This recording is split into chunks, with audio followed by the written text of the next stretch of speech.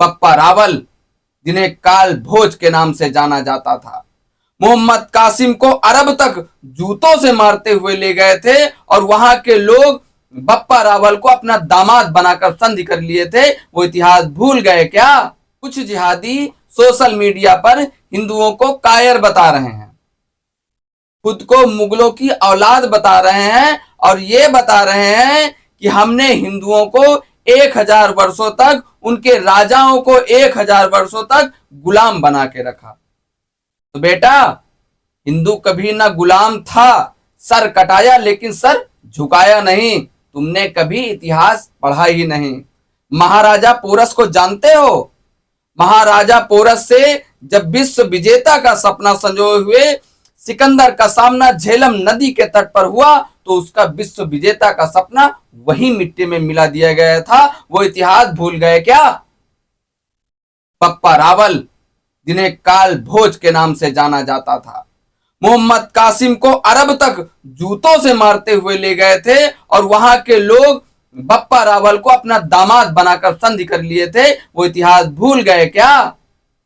महाराणा सांगा, महाराणा सांगा का खानवा युद्ध बाबर के खिलाफ तोप और बंदूकों के सामने तलवारों की खनक, जिनकी गवाही आज भी पत्थरों पर दर्ज है, वो इतिहास भूल गए क्या?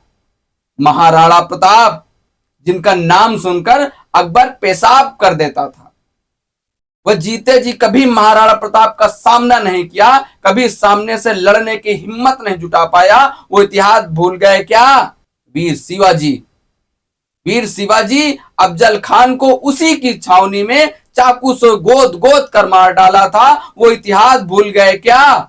महाराजा सुहेलदेव, महाराजा सुहेलदेव ने जब गाजी की उपाधि लिए हुए सालार गाजी को बहराइच की धरती पर गाजर मूली की तरह काट डाला था। वो इतिहास भूल गए क्या? महाराजा भीम बघेला, जो कि गुजरात पाटन के राजा थे, उन्होंने 1 महीने तक मोहम्मद गौरी को बंदी बनाकर रखा था। वो इतिहास भूल गए क्या? महाराणा पृथ्वीराज चौहान, जिन्होंने मोहम्मद गौरी को 17 बार प्राणदान दिए थे, वो इतिहास भी भूल गए क्या? वीर गोरा और बादल, जो कि कुछ मुट्ठी भर राजपूतों के द्वारा रतन सिंह को छुड़ाने के बाद खिलजी के दिल्ली दुर्ग में वो तबाही मचाई थी कि उसे अपनी बेगम के साए में छिपना पड़ा था। वो इतिहास भूल गए क्या?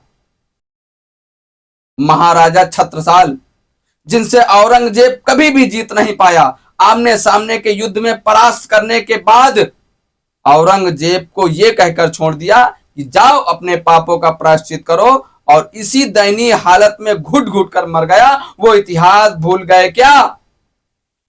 हमने तो अभी कुछ ही बलिदानों का जिक्र किया है, हमने तो अभी कुछ ही बलिदानियों का जिक्र किया है। सनातन के स्वर्णिम और रक्त रंजित इतिहास पर लिखने को इतना है कि समंदर की स्याही भी खत्म हो जाएगी, लेकिन हमारे बलिदानों का इतिहास कभी खत्म नहीं होने वाला।